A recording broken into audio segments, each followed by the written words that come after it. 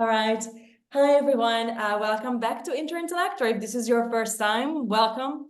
I'm sitting here with my friend and long-term kind of mentor, role model, Jijo Sunny, who is the co-founder of Buy Me a Coffee. I remember first seeing Buy Me a Coffee and I thought, is this a movie? It looks like a movie title. And it turned out, no, Jijo just has a much better talent than me how to name his startup. So everybody can absolutely pronounce Buy Me a Coffee. Fewer people can pronounce Interintellect. We're working on that. So I would really love to hear a little bit about your story. We're convening here from all over the world, 3 continents, to hear, how you and your co-founder started building this. You went through YC. I would love to hear your thinking of where this came from, and then we will make sure that we have some time to also talk about voice notes, which is your new creation. Hi, Jijo. Hey, all. It is so good to be here. Where do I start? The name Buy Me a Coffee, I guess. We tried changing it 2 times, just FYI.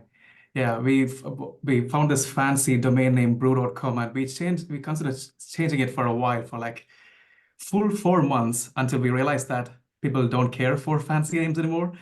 And I even went to this, it was a podcasting conference, and we were like, hey, this is our new product, brew.com. And everyone wanted to talk about Buy Me a Coffee, and nobody cared for brew. And so we were like, done, that's it. Back to Buy Me a Coffee. At least people are curious to know what it is. They're asking more questions. So yeah. So no complaints on the name so far. I absolutely love it, and I had similar experiences when I started Interintellect, that nobody cares about the name. Just give me the product, like give me the stuff that I want. You can call it whatever. Do you mind just like guiding us through briefly how Buy Me a Coffee, the idea even came to be? Yeah. I'm a triple immigrant, and very often, when I have a product, I also count in coffees, and it's very common for people relocating somewhere to look up, use kind of the price of the coffee in the city, the average coffee, as a kind of reference point for like what to expect, what the normal kind of costs will be here, and how much their income will be worth. Do you want to kind of go back there in time? I think it was 2019 that you guys started, or earlier? How did that come to 2017. be? Okay. Yes. So before Buy Me a Coffee, I think the common way for creators like podcasters and YouTubers and writers to accept support on the internet was basically, hey, here's my PayPal link. Or yeah, that was pretty much it, I guess. And with Buy Me a Coffee, I think the number one thing that we wanted to do was to make donations cool and fun, and sort of like a, a more it's sort of a two-way sort of transaction. I don't want to call it transaction because the whole point was to make it less transactional, but a two-way thing. So when you buy someone a coffee, and it is like a friendly metaphor for supporting someone online. And when you buy someone a coffee, you are leaving a comment about how we appreciate their work, or just saying something, or not saying anything at all and buying them a coffee. And they can get back to you, they can reply you with a video or something. And how often do you think you get a sort of a shout out or reply from the creator that you love, right? It's so rare, but it happens all the time on Buy Me a Coffee. And there's this thing internally where the number one thing that inspires us at Buy Me a Coffee is looking at all the transactions, because every single transaction is someone supporting someone else, or someone sort of buying this really cool shop item from this creator that we absolutely love, or joining the Zoom travel thingies that someone is doing in Paris or something. So everything sort of makes our day. And earlier it was like super low in transactions. The revenue wasn't great. And even 2 years into it, the revenue wasn't that great. And this is the only thing that kept us going. And I suppose if you look at all the creator economy startups, it is really, really hard. And I have such empathy for them. But I think the one thing that sort of kept us going is to look at those transactions and see how meaningful every single one of those were, as opposed to like a traditional payments company where, everything, it could be, very different from what you'd see on Buy Me a Coffee. I don't know if that answered your question, but I absolutely did, and I'm curious. I mean, Interintellect is a creator platform as well, and Sahil Lavingia and I once had this conversation about how the kind of most joyful moment of every week or every day is when people get paid on your platform, and you see people able to kind of equalize their position in the world and say, okay, I'm actually just going to make money with something that I really love doing and that I'm really good at. And here is the audience incentivizing me and keeping me going.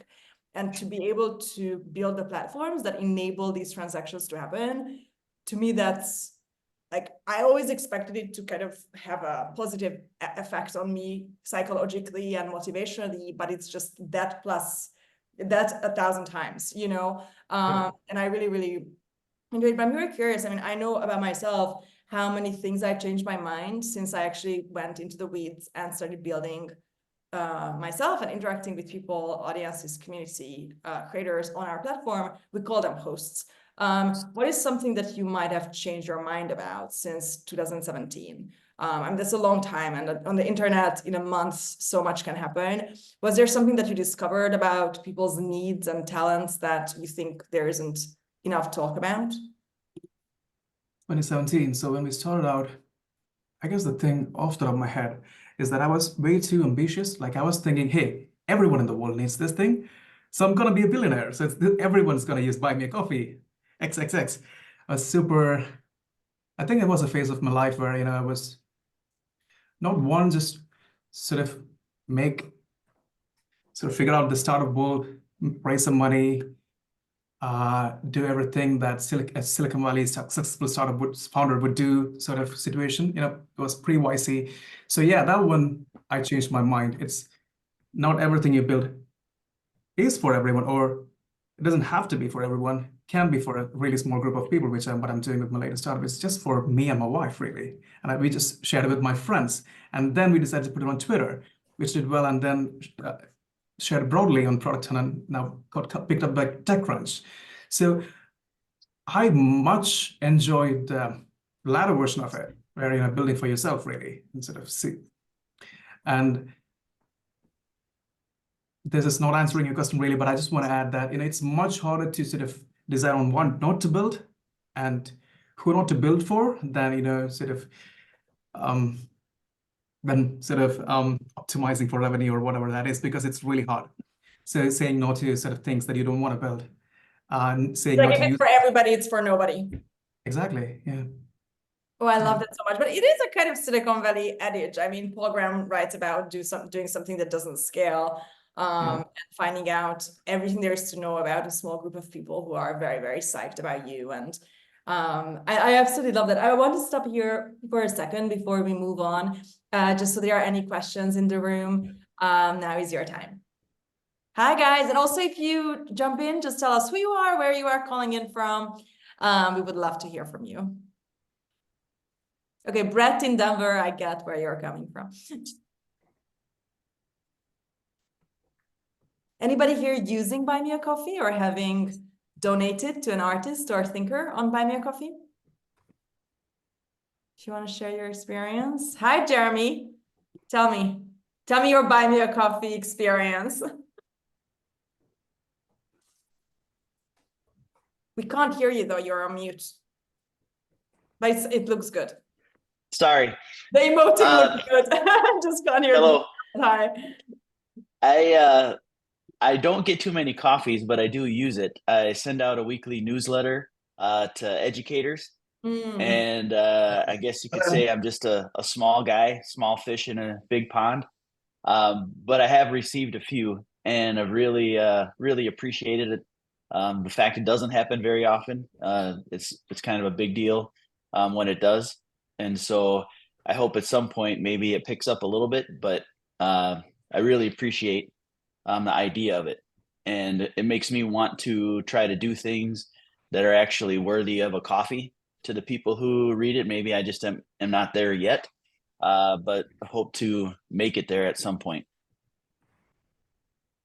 I love it. Jijo, what would be your advice for Jeremy as somebody who's like, I'm still a small fish? Don't we all feel that way? I'm pretty sure from some kind of galactic point of view, even Elon Musk feels like I'm small compared to like whoever he is looking up to.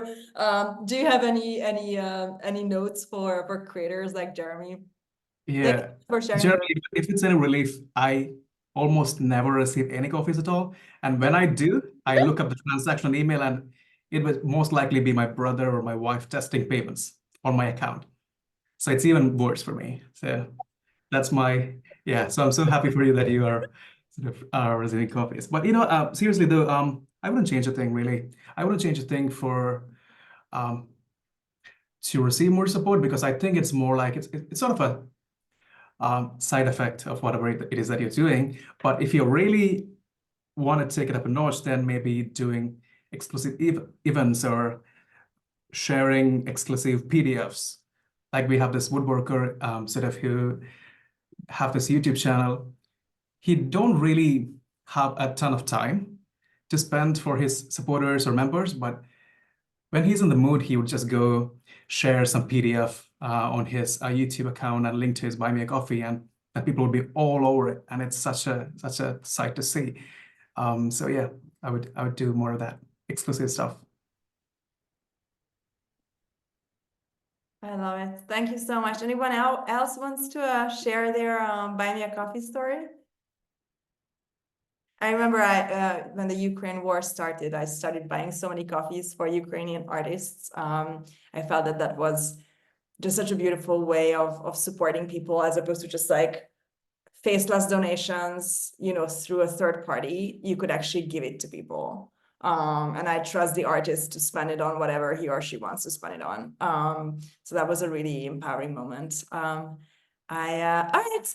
If anything comes up later, just dump it in the chat, and we will get to you. I'm curious, Jijo, do you feel that there is an ideal speed for becoming big on Buy Me a Coffee? So if I'm a creator, I go there, have you seen something too fast or too slow compared with what would be deserved? What's the ideal journey?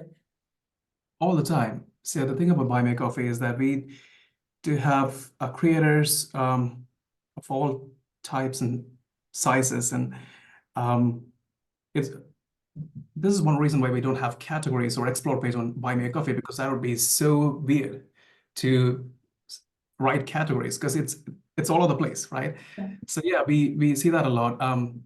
But with Buy Me a Coffee, with one-time tipping, we don't just do that. We have monthly supporting and membership and shop and everything. But with one time, when someone really famous come on board, they usually have this high inflexive support. Oh, and then sort of like it goes really down. But that happens all the time. So it's like we are becoming a part of their journey. It's not like they sort of having this journey on Buy Me a Coffee. It's more the other way around. Like they decided to sort of use Buy Me a Coffee. Like you mentioned, I don't know how to feel about this, but when something really bad happened in the world, that's when we see our usage uptake. Like was the first time it was COVID, our sort of usage like 10x March 2020, and same thing with the Ukraine war and the wars later. So yeah, so for some it is a very essential payments platform, and yeah, we see a ton of activity on that side as well. Yeah, it must be humbling. I always sometimes when some big world event happens, my community is also on Discord, where our community and hosts gather. They're like, we need a town hall, we need to talk about this. Sometimes it's related to an election in a country, some catastrophe that happens, some horrible person doing something horrible to another person. And then you realize that creators are not competitors, they are united, they are building a new scene and kind of a new kind of economy, and it has its own kind of psychological ritual frame. It needs its own frameworks to keep people motivated. I absolutely love it. Thank you so much. Okay, if there are no further questions or comments about Jenna, do you want to jump in? I think this is already about voice notes. Maybe this is a good segue. Yes, voice notes would be a good segue. That would be a good segue. Great. Okay, Jenna, if you want to jump in later, just let me know. So Jijo, tell us the story. I love the video. It's very pro. You're still a filmmaker in my eyes. How did this start? When was the moment when you felt there's even more ways in which I could help creators? we tried, and so we tried 4 startups before voice notes, and none of them worked. So we tried a ton of creator economy or monetization stuff, like gift app, oneonone.com. There was a bunch of other which I don't even remember, but we spent like months or years building stuff.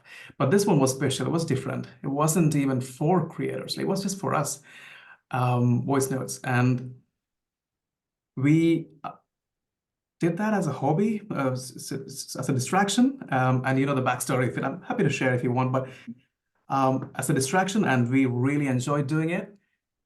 And we were like, for all the hype in the world for AI, like something is launching every week in the AI world, like some new model or something. People don't really have a ton of use for it, right? Like if you think about it.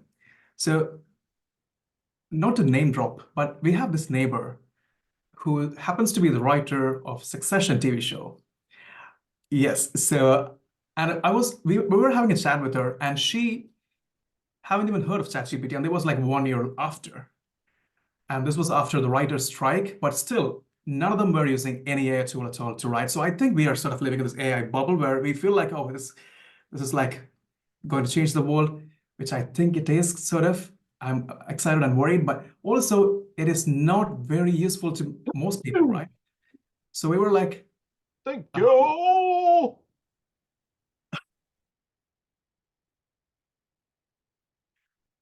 all right, I don't know what was that, but so And we were people like, have the strangest background noises. Don't mind, I'm here.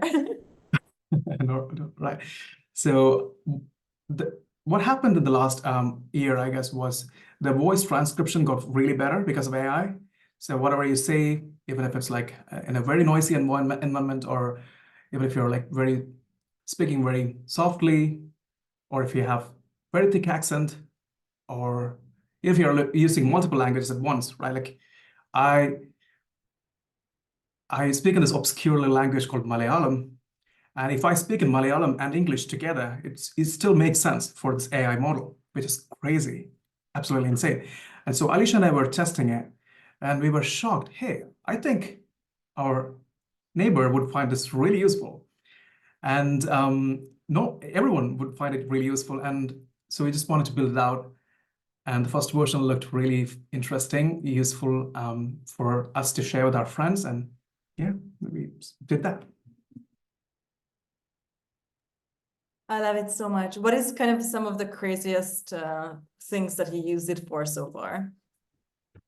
It works really well as a translation engine. So I just shared it with my parents and told them, hey, don't even bother about speaking English. Just speak in Hindi or Malayalam, which is their language. So I'm from this really beautiful place in India called Kerala, and my parents are still living there. And they speak in this language called Malayalam. And if they sort of speak to voice notes, it automatically translated to English, and it works so well. So it's like 4 steps into one, and it's almost instantaneous. So it works like magic.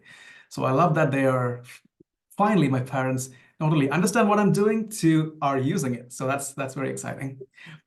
Yeah.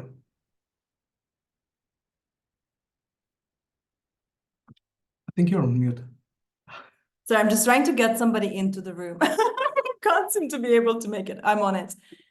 Maybe this is something that AI, I was just talking with our engineer about how, having an AI person into your Zoom room to perform various services for you, from scribing to translation to providing site information.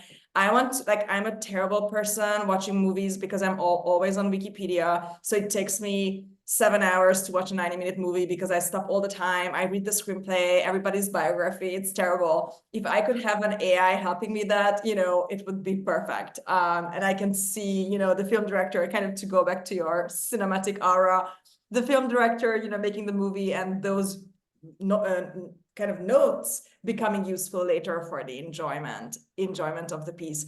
I'm really interested to hear how, we have multiple people in Interintellect building voice notes or AI note apps, whether that's for knowledge management or translation or education, like what Jeremy mentioned. So I'm really curious how much you feel that Buy Me a Coffee predestines you in some ways to be working with artists and creatives, and whether you see your AI tool as a creativity tool, or it's more a knowledge tool, or whether maybe that's, maybe that distinction is completely false. But I do think that there is something there. Yes.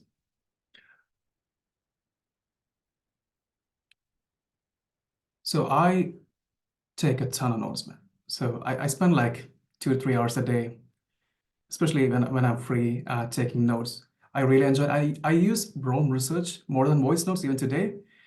But the reality is that most people don't really seem to enjoy Rome research. So I shared it with my friends, my brother Joseph. So I think most tools, tools in general, I think the way I think about it is that whether it helps make me enjoy my hobbies a lot more and make it more enjoyable. So I really like note-taking, and Rome research, the graph note-taking tools for folks who aren't familiar, I think it was designed for researchers to sort of research stuff, and it helps you interlink your thoughts. So if you tag something as, let's say, book summary, and if you go to book summary, you can see all your book summaries. So it's like bi-directional linking. So a simple example would be, hey, I came across this really beautiful company logo.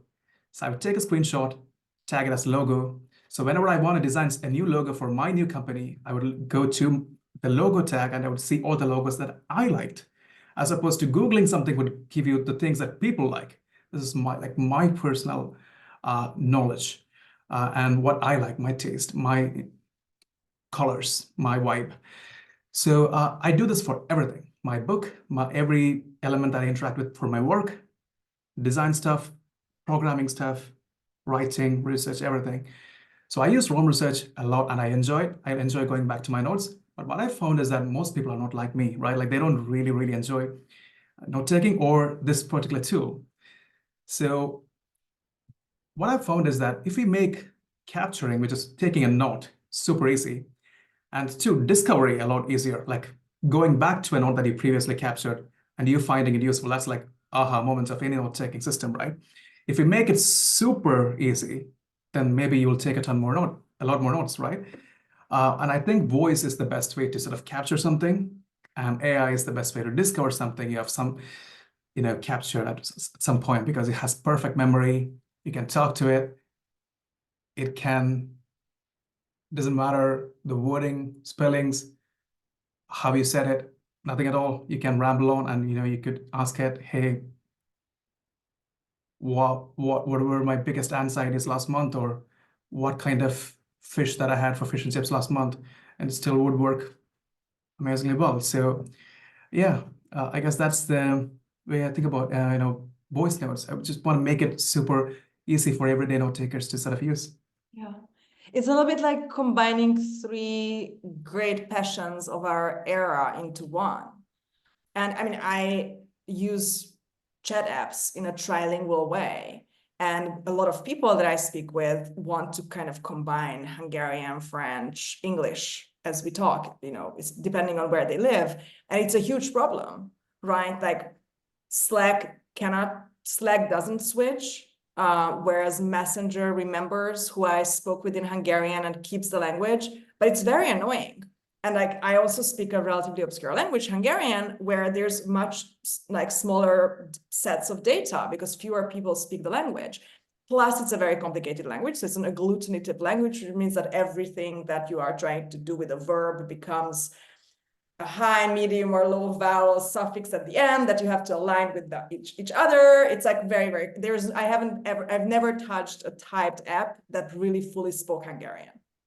Right. And so it's like, it almost like makes you want to not type in that language, and where you can switch, you switch. So, hearing, and that, then not to mention the accent, right? I mean, anybody here who has taken a TOEFL or any kind of English exam where a computer has to recognize your accent, at best you get downgraded.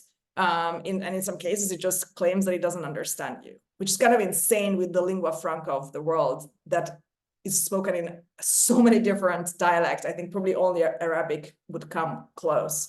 So I really, for me, it would be vital to have something like this, and I'm so excited. But I'm really curious about how, you spoke a little bit about how with Buy Me a Coffee, it went from this really big idea where you're like, I'm going to conform to all these rules and ideals about Silicon Valley that I perceive from the outside world. And then you get into the thick of it and you realize this is not how this goes. And this is not why building something is exciting. And you basically make the format your own. And I feel that there's something here with note-taking to AI to voice, right? Like it's the world's trends, but you go at it from a very unique way. So I would really like to hear your thoughts. Why do you think note-taking with Notion, Rome Research, Obsidian became so popular when it became so popular? What was the kind of threshold we hit? And how do you see kind of AI, the branching into AI come from that? I think we actually kind of met when we both started our companies, but also there was Rome Research was everywhere. Like there was the war of the tools of thought. Yeah, that's true. That's actually true. One interesting thing is that I really look up to these founders of note-taking tools. Interestingly, I really like what Capano or Stephen Ango is doing for Obsidian. Same thing with Connor of Rome Research. Absolutely love those guys and their philosophy for note-taking. But I think we consume way too much info, right? Like on Twitter, we come across way too much info. And I think note-taking is a quick solution to sort of brain dump somewhere. So it's free, makes us free to sort of think and feel at peace, feel at ease, I guess, with ourselves. So especially for folks, who are trying to be productive, right? Those are the circles where these tools go actually really viral, right? Note-taking tools give them a sense of productivity that nothing else will, I guess.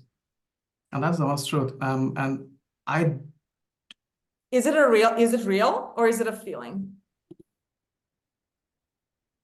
It is a feeling for sure, but it really helps me. And it depends on, I really don't want to talk about productivity much, but it depends on how you work, right? Like for me, I start with design and end with design. So for me to get from 0 to 1, I have to sort of see something that I previously enjoyed or found useful. So what mom wants. So it really helps to sort of go back to my notes, see that this thing was really interesting, was beautiful, or was very useful, and it allows me to sort of start designing. And what I mean by end with the design is that internally we make sure that it's a race for the technology to sort of deliver on the design sort of situation for Buy Me a Coffee and voice notes, where design sort of leads everything. So yeah, so to answer your question, I think it is also a feeling because it makes you feel better to take it on the notes, right, and feel productive. Yeah, for sure. Thank you so much. And let's take a couple of questions, if you guys are okay, from the chat. I'm going to just say the name, and if you want to jump in and say your own or ask your own question, please do so. I think Oscar was the first one. I will not attempt to pronounce without AI's help your name, but I would love to hear how you do it. Hi.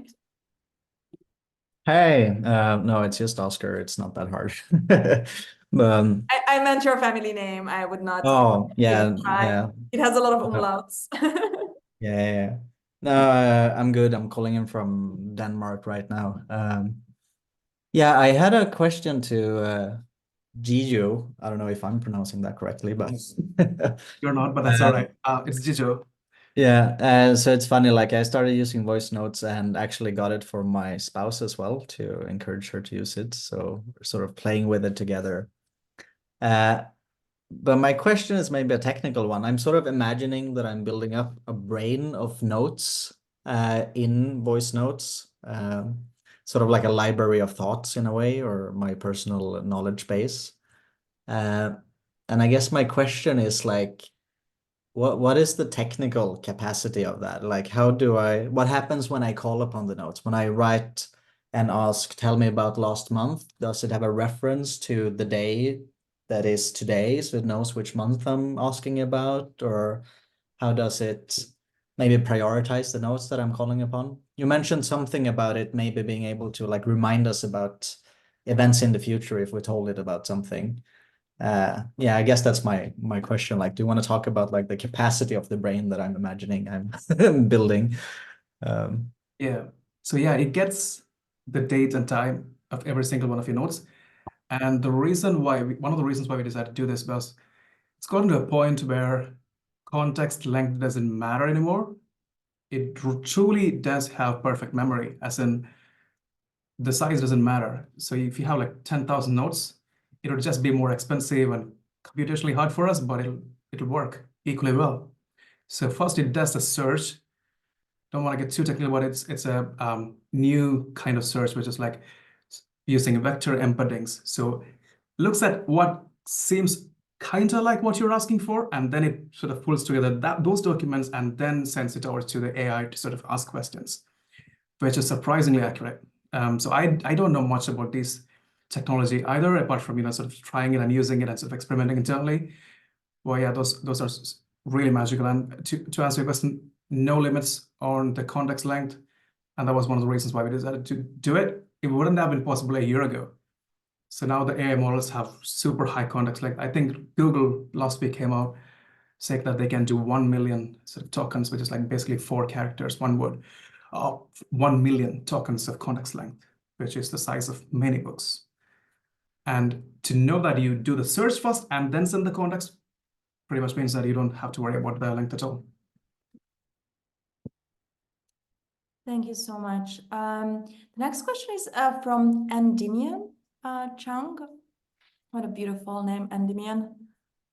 Sounds like a character in a sci-fi novel. Are you here? Do you want to jump in?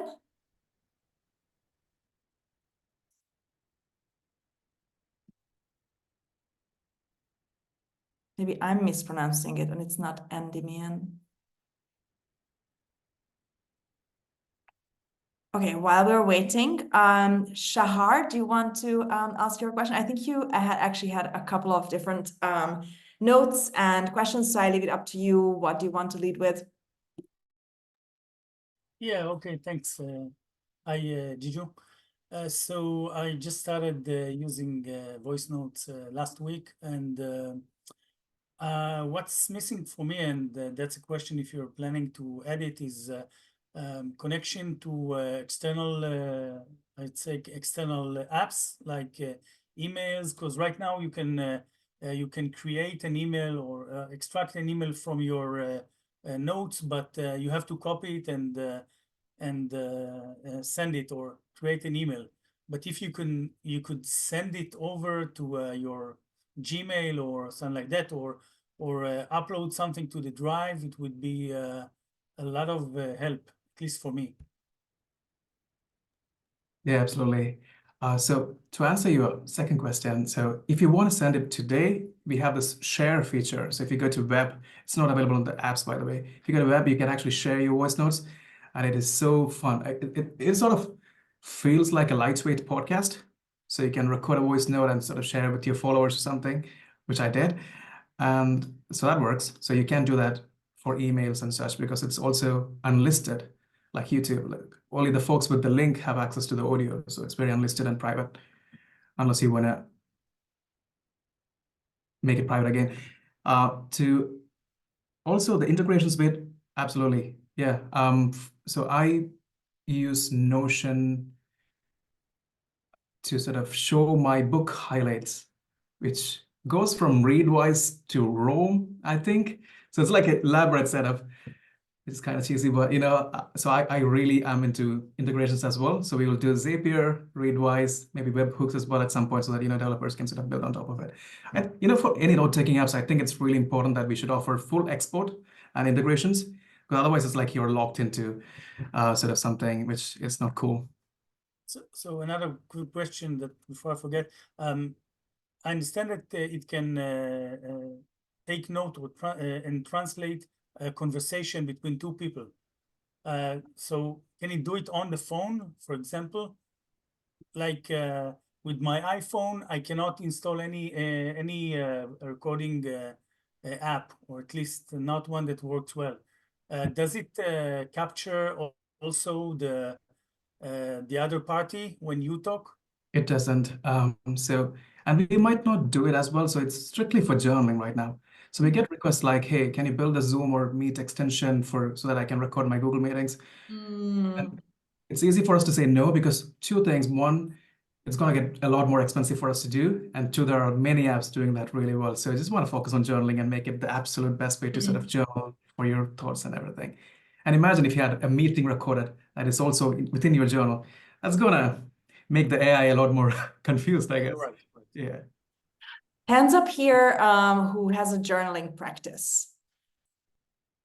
Like people who journal maybe at least once a week. How many people here? And you're interested in basically simplifying it by not having to write it down, but having basically the AI companion help kind of wade through your thoughts, but knowing that it's logged and classified somewhere and you can find it later on. It's almost like bringing the oral tradition to the next level, right? Because since the dawn of humanity, it was always like, you know, words fly away, script stays, right? You are talking and it's like hot air, but when you actually write it down, it's permanent. And here we are changing that game. That's incredible. And I do see how journaling is such a strong use case. By the way, will voice notes integrate with Buy Me a Coffee? Like, do you guys build it as a completely separate thing, or is the big idea later on x.com style that all the companies will kind of run into one eventually? Oh, not at all. No, I think it's very much a single player mode right now, but I really like the podcasting bit. Some of the folks who shared it as like as a voice note publicly, I think there's something to it. You know, it's like a less polished, less demanding version of a podcast.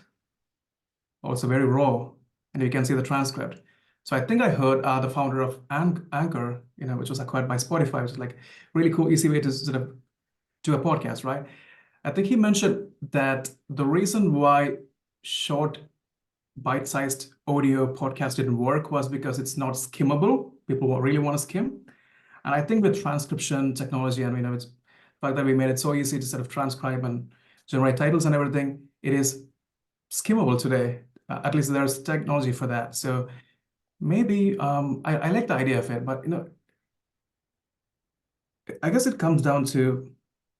really comes down to whether Alicia and I would use it really, but also about the paying users of voice note, whether they want to sort of use it as a more collaborative tool, or is it like a really single player private tool, right? So I think we'll talk to them a lot more and see how they feel like and sort of go from there. Yeah, but I don't think there's any integration with Buy Me a Coffee. It's a separate company as well, and we like keeping it that way. Yeah. I love it. We'll see. I will ask you in 5 years, okay? maybe everybody starts in separate roads and then it kind of converges. So I'm just going to ask Endemian's question quickly because it really it's a good fit here. Any tips on how to use notes regularly? So this is kind of an atomic habits angle on this. Like, great that we're building this technology, great that we have the motivation, and we're sitting here on Sunday and we're like, yeah, I'm going to journal every day. How does it actually then happen? How do people not give up? How do you build a habit? And how can maybe the ease of the voice note help in making that habit stick? I think the only sort of solution for that is to sort of making your old notes more discoverable and sort of going back to it, finding it actually useful and fun to read.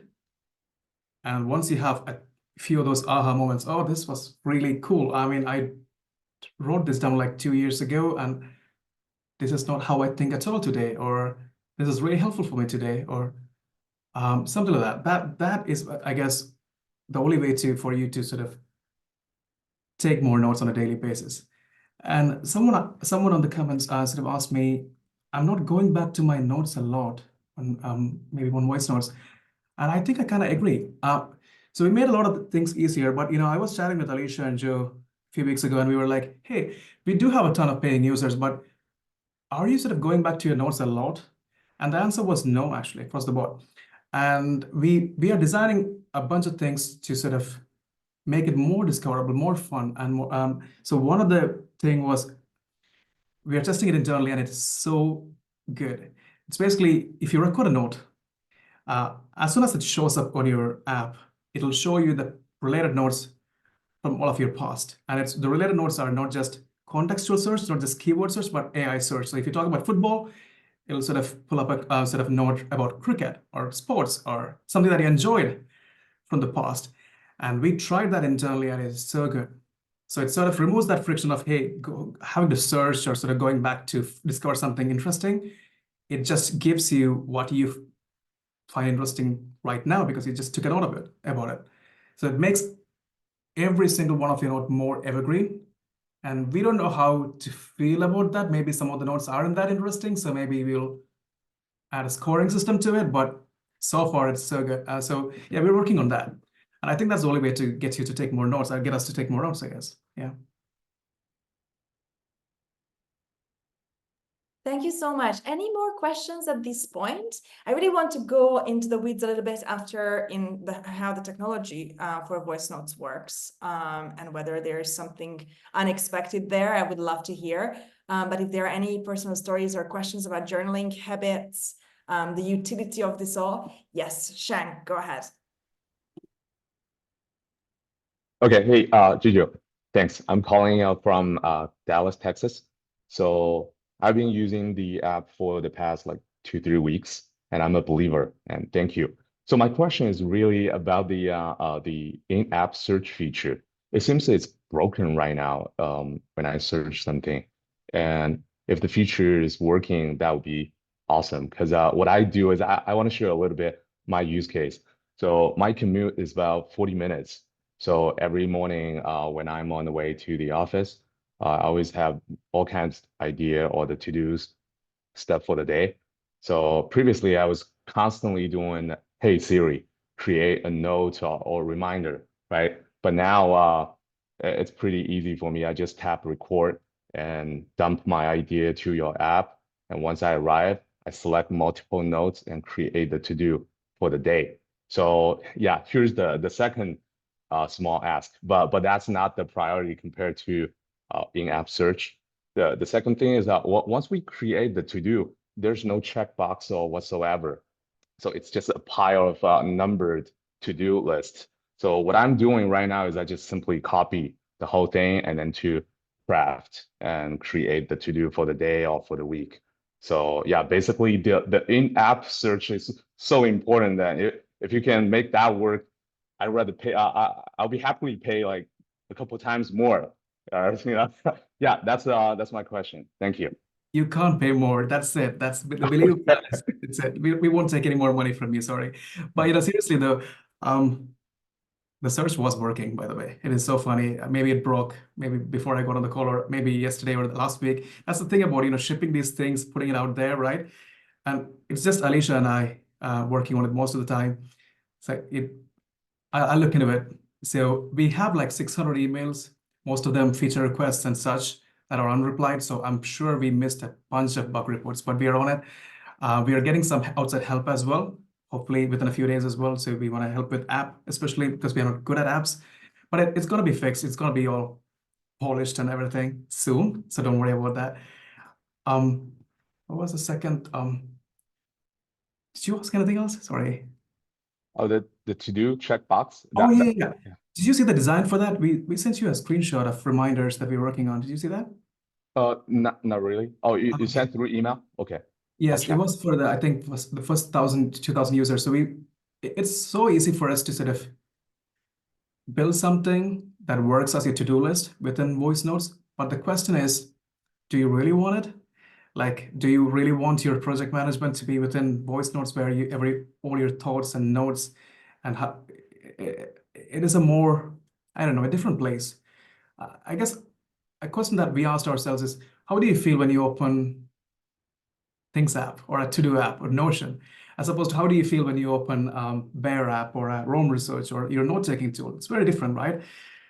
So we are not so sure about building that workflow within voice notes, but we will do that with integrations where you can sort of auto-export it in the background to the to-do app of your choice. I think that'd be much more interesting.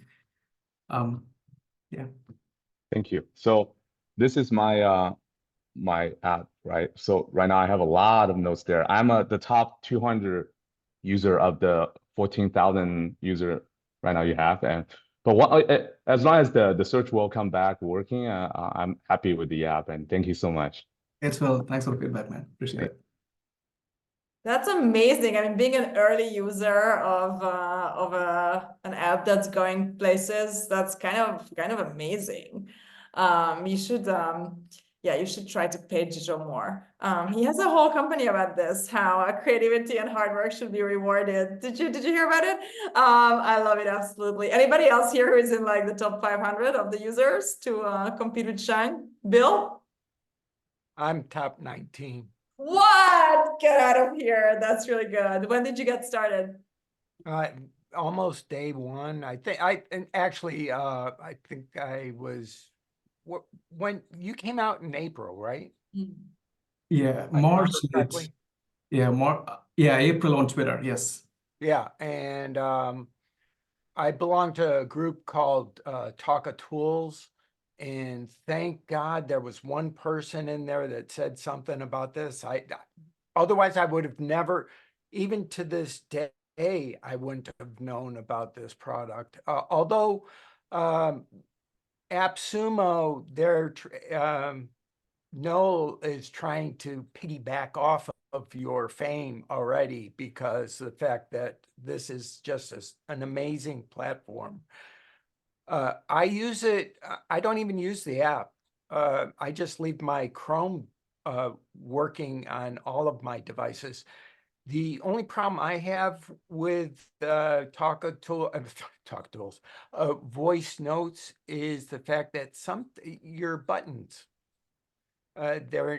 you go across different devices, the same button on one device will close it and on another device it'll save it. So at my age, remembering button placement doesn't always work well. And also in the dark, I have actually woken up at night and done a voice note real quick, and it works really well. Have you switched the button placement on the Android? Because Was a terrible mistake. Yes, we did. yeah, because it's like I remember that, and that because I had made the suggestion, maybe you made it off of my suggestion that they have the start and the stop in the same spot. You were partially responsible for that. Yeah. But the problem is then I go back to my desktop and my desktop is in different spot. And the other thing is when you're talking to the AI, and by the way, if anybody wants the thing to do, and this is one of the most powerful things, is just ask the AI, voice notes, what should, don't even say voice notes because it knows who it is, but say, what should I do with my day today? Put that question in. If you've been asking if you've been recording enough notes, the answer you'll get will be spooky accurate. I also use another program, and the thing that I put into the chat was my solution to the problem of not having your little check boxes, because I was already using ChatGPT for doing my daily planning with another platform, which is called NoteDex, I think it's called. But there's so much out there, and the only thing that I don't like is the fact that the press is vilifying AI. And that needs to change. Yeah, I would love to hear. They worry about their jobs. That's why. Well, yeah, bad news sells. We had 7 people die in Houston just the other day from big storm, and that news is everywhere. But I cut you off, Jijo. No, about the buttons. The thing is, simple answer is App Store and Google Play takes 3 to 1 week to approve anything that we push. So whatever mistakes that we make or the right things that we do, it takes 7 days to reflect. So, and yes, it was your feedback that sort of led us to sort of change the position so that it doesn't appear where the cancel button, people don't accidentally cancel things. It's sort of marking it as done. But yeah, it'll get ironed out as well in the marketplace. It's so fun. The most aggravating thing is, and you almost need to take a half a second before you hit the next button, because if you have a really choice note, make sure you're not hitting that cancel button. I've done it so many times. You know what? It kind of hurts to hear this because we are supposed to be designers and really good at it. So, but we'll fix it. Yeah, we are working on a ton of design, which is it's going to make the thing a lot faster and simpler. And so I can share with you. Oh, it is yeah. such a, you know, and when I explain voice notes to people, I say, just think of it like a Formula One race car. There isn't much that they used, the old style ones. The new ones, they put everything in. But the old ones, they only had a couple of controls compared to a regular car. And voice notes is like that. It's perfect. I mean, you know, I bug the living tar out of Jijo. I email him just about daily. Appreciate that. Thank you, Bill. That's wonderful. And it's so great to hear. I mean, the early adopters of any product are kind of co-creators. Your use cases, where you're taking it, your feedback, your questions deeply change the perception of the founding team about what is needed, right? The questions that the first Airbnb users asked of Brian and co are now called Airbnb, and you use it if you do use it. So there is some beautiful creative partnership here that I'm sensing. We have kind of 4 minutes left, and I would love to hear a little bit for those of you here who might be coming from a very technical background and are here interested in that angle, to hear a little bit about the back end of voice notes and how it works. As much as you're happy to share about it, Jijo, I'm also very curious. So I think I touched on this briefly before, but the tech has gotten a lot better over the last year, really better. Like the models are getting more accurate, hallucinate a lot less, have more context, which means the input memory can be so large, so you can give maximum context and make sense of it. And it's only going to get better. So I'm partly really excited, but also worried as well. I wonder what happens to, this is unrelated, but I wonder what happens to all the computer screen jobs, right? Like if it gets so better, I wonder. But anyway, the tech has gotten better, but the tools or the consumer applications hasn't gotten that different or better. We just still have a ChatGPT and Perplexity sort of to search. So I think we'll see a ton more use cases. I hope we'll see a ton more use cases. And I think there should be more designers sort of using this technology as opposed to us having more new models, because the models today are capable of doing a lot more than we are sort of making use of it right now. So under the hood, we use the best models out there, really. We don't think too much about whether it's open source or closed source. We just pay for the best model and the best user experience, so folks like Bill can get the best experience out of it. Yeah. And I think many developers get obsessed about this idea of it being super open source or private, that they don't sort of go on and try these great models out there.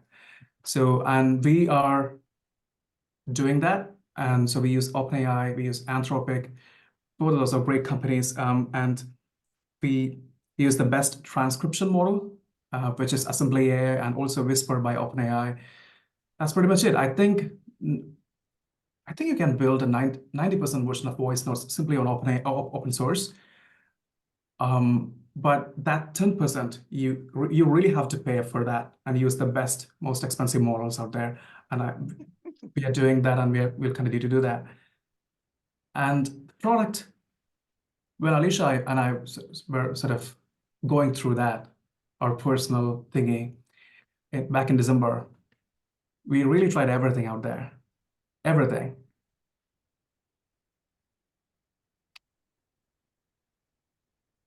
And the key difference was everything was trying to make something out of your notes, whereas what we wanted was simple transcription. Just get our thoughts captured really fast. We'll make sense of it later. We'll create later. And so, yeah, we just built that. And I think the tech is, the underlying tech is super simple. But the design is what I think really moved the needle and what resonated with the broader audience. Yeah. I love it. Yeah, I mean, I started Interintellect when 6 years ago, I really had this thought and I was trying to work at this company. And then you search and search, it doesn't exist. And you think, oh no, I have to build this company now. I think most great books are written when you want to read a book and it doesn't exist. Most great movies are made when you want to watch one and it doesn't exist. And there goes the product as well. You need something. There's a use case. And very often, people think like, oh, people build companies when there's something so complicated that it doesn't exist. And very often the case is not that there's something so simple that it doesn't exist. Everybody's overthinking it, over-designing. No, just simple needs, utility to be taken care of. It's almost your duty to do it, right? Like it's your duty. So, because if you don't do it, maybe no one else will, right? I felt the same. Yeah, duty, absolutely. And you mentioned beauty and duty as well. And I think for most creative endeavors, and that's the case in business and technology as well, you are driven by these ideals. You feel that people need this thing, and my personal preferences or skills or what type of a person I am or where I'm in my life, those things don't matter at this stage. You have a higher kind of calling and you just have to do it. And then there's the beauty of it when you think, well, if I'm doing it, right, it might as well be beautiful. Why would I be content doing something that is not, I mean, this is the Steve Jobs and the pebble in the hand that is smooth, and he wanted the iPhone to be a pebble. You have to acknowledge the need for beauty to even have that idea. Like, what could I build that could be so beautiful? And we all know who read texts that texts and notes and lists can be beautiful. They can show, they can kind of catch you off guard and make you think, oh my God, it can be done this way. I never knew. And to me, that's beauty, when it's just like there's the little bit there that shouldn't be there, and it makes all the difference. So I'm so excited for you and so happy for you and for your success. And everybody who came together and shared your personal journeys and your, intellectual adventures and ask questions of each other and show with humility. This is why we do it. And I would love to continue maybe in 6 months or so where you are and bring together the same people. I can send out an email blast to you guys so you know it's happening, and see whether you've written the next War and Peace or The Power Broker. Who knows where this is going? Love it. Thank you so much, Jijo, and everybody coming here. And congratulations. And I think everybody here is like first 200 users. Give these guys equity. I love it. Shang, you're the best. Thank you so much. See you very soon and in Interintellect as well. Ciao, ciao. Thanks.